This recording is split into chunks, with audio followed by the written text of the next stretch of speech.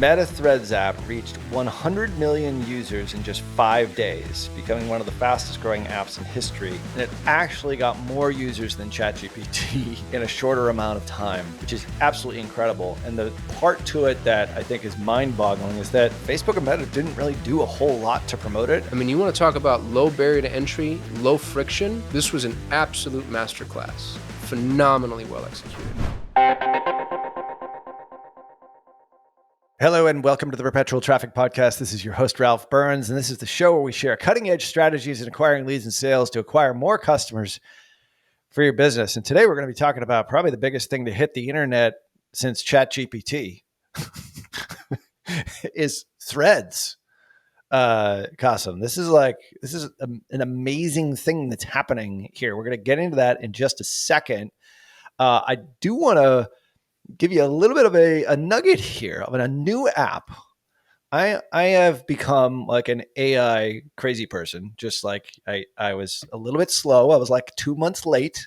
All right. I know you were on it like way early, but one of the coolest AI apps that I now use, because I just feel like there's so much, and everything that we're going to be talking about here today is like yet another social media app for us to monitor and to be on.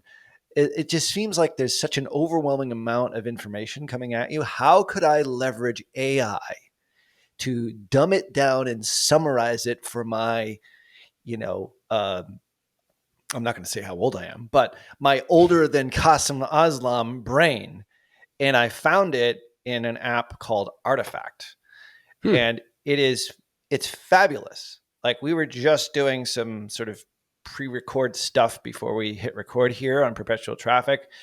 And what Artifact does is it uses AI to first off figure out what you're interested in, what sort of news you want to keep up with. I don't watch the news. I don't go to Twitter and to Facebook and to Instagram or anywhere to get my news. I kind of am old school, either read it online, through the old bostonglobe.com, which I still love. You always laugh when I tell you that I still get home delivery because I do love the physical newspaper, which makes me a total relic. Dude, I just don't understand like the economy behind that. How could anybody possibly afford to be able to write the paper, print the paper, load the paper, deliver the paper? It's unreal to me. Absolutely. But it's like one of those rituals I just love. The Sunday morning with the newspaper. I've got my Investor's Business Daily, my Wall Street Journal. And now dude, I tried to open a paper. As soon as you start to unfold it, it's like a Rubik's Cube. It just, I don't know where things fit. I don't know how the sections are. Here's what I like about it is that it doesn't come with instructions. It's anti-social media. It's anti-algorithm. Yeah. And now if you go to your feed to get news, you are going to get delivered the same news. And this is what Artifact actually does. So I have the Artifact side where it now knows what I'm interested in. So it's a great app. So like there's certain things, all right, tech, AI, Major League Baseball. I'm just looking at it right now. There's retirement savings stuff. There's stock market investing. There's all these things that I'm interested in. And what it does is it feeds it to me in this feed, but then you press the little button on the upper right-hand corner once it sort of gets an understanding of what you're interested in, and it summarizes the entire article in literally 3 bullet points through AI. And that's what's cool. So I can stay updated with an app like this, which is not on social. So I'm staying off social media for like this kind of news, but then I utilize like bostonglobe.com and like the physical newspaper delivery to like front page. I'll read stuff that I normally wouldn't see in my feed. Like, there's a new election that just happened we were in Thailand like 2-3 weeks ago. But the point is like, there's a new election in Thailand. There is, stuff that's going on in Ukraine. There are, talks in the Middle East, like those sorts of things. It's like interruption marketing in the newspaper that I wouldn't normally read, but because the newspaper just sort of delivers it in this, this sort of sequential, world news, national news, sports page, business page, I actually like it. So, and are you paying for this app or is it free? So Artifact right now is free. So it's like I look at it as the opposite of getting the newspaper delivered, because it's delivering exactly what I want to know about, and it's summarizing stuff so I can literally get caught up on a subject in minutes. So, which is really, really super cool. So I'm it's an downloading AI. it now. Yeah, I think it's cool. 4,200 ratings at 4.7 stars. That's good. It's pretty damn good. So I forget how I found out about it, but anyway, it's a great app. Love it. I've got the notifications there. Literally you can get up to date on whatever it is that you're interested in 3 to 5 minutes in the morning, and then you sort of go on your day and you feel informed, and off you go. So there is our tip for today. Today, we're going to be getting into Threads and the remarkable rise of Threads, Kasim, and why it is the most downloaded app and set the record and actually beat ChatGPT, if you can even believe that. We're going to get into that in just after this quick break.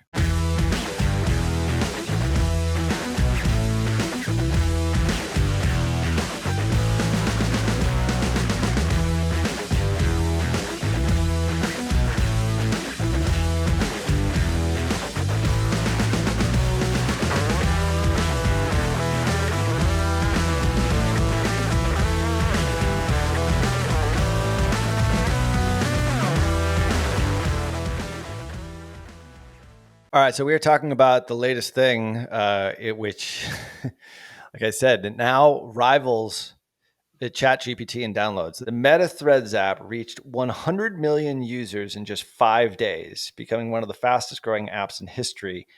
And it actually got more users than ChatGPT in a shorter amount of time, which is absolutely incredible. And the part to it that I think is mind-boggling is that,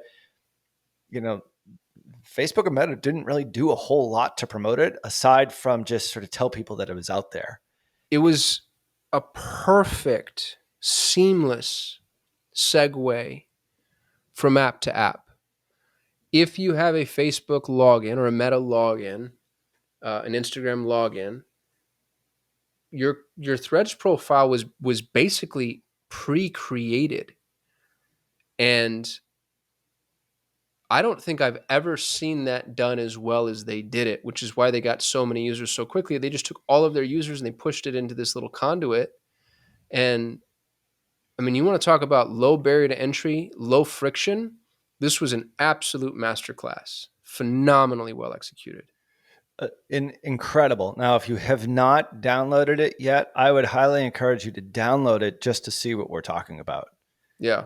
Here, it's a full-on Twitter ripoff. Oh, it's a total Twitter ripoff. Now, there's some pros and cons here, obviously, which we'll talk about. But I think the pro is it's not Twitter. It's not Twitter. But I'm saying, like, the experience, if you want a friction-free experience of how to download an app, like we all go to the App Store and we download apps, the Artifact app, obviously, we'll leave links in the show notes to that. It's right on your phone. All you have to do is just go to the App Store, whether it's, whichever device you have. The point is like how Threads pulled your data from it really Instagram. I mean, Meta did this. Instagram is a Meta property. And that whole experience, I did it while I was sitting in a coffee shop in Burlington, Vermont this past week. And I was like, oh my God, I can't believe how quickly I got on it. And all of a sudden, here I am. And all my followers and all the people I follow segued over as long as they'd already signed up. And if they hadn't signed up, I'm prompted to invite them, which is, again, brilliant. Yep. The whole experience, like if you're either an app company listening to this, or you are just just a regular business that onboards brand new customers. Like, I know Instagram obviously has, billions of users, and they've got sort of an advantage there to sort of be able to pull things over. But I think just the experience itself from a business perspective was mind-bogglingly easy. Yep. And now I'm on the app, and now I'm getting, notifications for all the people that are now getting on it. Like, they're obviously with 100 million downloads of the thing in 5 days without Meta really pushing it, aside from, we got an email from our partner manager last week. And that's the first that I had actually heard about it. And literally 5 days later, it's 100 million downloads. So pretty crazy. Now, you're a bigger Twitter user than I am. So I'm a big fan of Twitter. I'd still recommend people not sleep on Twitter. They made some UI improvements over Twitter. Like if I open up my Threads app right now, it's a cleaner visual. I'd say it's a 20% cleaner visual. And what I mean by that is Twitter feels messy. So especially looking at the mobile, there's just a lot going on between the avatar image, name, verification badge, your slug line, the all the little icons happening underneath. And then you open up Threads and compare it, and it's like somebody went in and just cleaned up Twitter. It's like Twitter had a CRO expert spend a day fixing things. Mm-hmm. They also allowed for more functionality. So, and it's funny too, it's just such a petulant move. Like Twitter has a 2-minute limit on videos. Threads has a 5-minute limit on videos, and Twitter has, whatever its character limitation is. Threads is just a little bit longer. And so it's built to be a quote unquote Twitter killer. And the thing that I think is really interesting is a lot of the people that I follow that are most active on Twitter have really, I'm looking at Hormozi's posts right now. Mm-hmm. I don't know how or why, but, they're taking to Threads quickly, which, they're first movers. I guess that doesn't mean much. It still needs to kind of reach critical mass from a usage perspective. I know it's reached critical mass from a user perspective, but there's a big difference between getting somebody to sign up for something and then getting somebody to use it. However, Twitter's proven the need for short form content. So then the question becomes, is the continuity that's allowed between Threads and Instagram enough to get people to move from Twitter to Threads, which would be value proposition number one. And value proposition number two is there are so many people that hate Elon Musk and dislike what he's doing with Twitter and how he's doing with Twitter. Now, I'll say, and I don't mind whatever ire I stoke, I'm a huge Elon fan. I think he's brilliant. I think he's done 5 impossible things. I think he's our generation's Edison, and I actually think Edison was something of a charlatan. But, just in terms of the role that he's fulfilling, I realize that he's divisive and he says some stupid stuff. But I'm a big fan of him, and I'm a fan of what he did with Twitter. He brought back Jordan Peterson. He, stopped with a lot of the censorship. He's got a weird stance on the anonymous posting thing that I don't necessarily agree with. All that to say, there's a ton of people that can't stand the dude. And if all you get is Twitter without Elon, dude, that could be enough to push enough people in this direction. And just like, I don't know if you remember, Ralph, WordPress versus Joomla. Does that sound familiar to you? Oh, yeah, sure. Dude, Joomla was a better application. Joomla was a content management system. For anybody listening who's just not old enough or doesn't remember, WordPress wasn't the gold standard at all. WordPress was a blogging platform. There was a content management system out there called Joomla that was better, stronger, faster, more robust, far less likely to get hacked. It was a better website. WordPress reached critical mass. All the developers started coding plugins for WordPress, and then suddenly Joomla, you've never heard of it. I don't even know if it's still around. I'm going to go look it up. Yeah, I remember it. Things like this require that tipping point. And if Threads can reach that tipping point, I could see it, moving Twitter into a more obscure corner of the internet, kind of being its own little Reddit. I don't think Twitter ever dies, but maybe it no longer becomes the watering hole for the world. Anyway, that's my weird little prognosticative soliloquy. Well, I think it's the question is the user experience going to keep people there? Is it going to continue to grow? I think there's some momentum that's being gained with this 100 million downloads, faster adoption than ChatGPT. Like, that's pretty incredible. Do people stick? Do people stay? And, according to SimilarWeb, like, Twitter traffic is now down 5% since this thing launched. And as of this past weekend, like, it's down 11%, same time from last year in 2022. So there are significant inroads that are being made. Like, Threads is making its mark on Twitter. And it's, I think it's a perfect, I think we tend to denigrate the big companies that we rely on so heavily, Meta and Google. And I think, especially on this podcast, because we're going to tell it like it is. And we know that there's people from Meta that do listen to this podcast. I think Zuckerberg did a crappy job handling everything through iOS 14. I think a lot of stuff that he's done in the past has been highly suspect. He handled things through iOS 14? He basically didn't. And I even have called for the fact that I think he should probably step down as CEO. But the point is I don't know if that's necessarily the case. Like this was a stroke of genius. Like, well, dude, he did it. How did he fly under the radar with this? Like, you and I have our fingers to the pulse enough to where we should have known. I didn't even know what's happening. Yeah.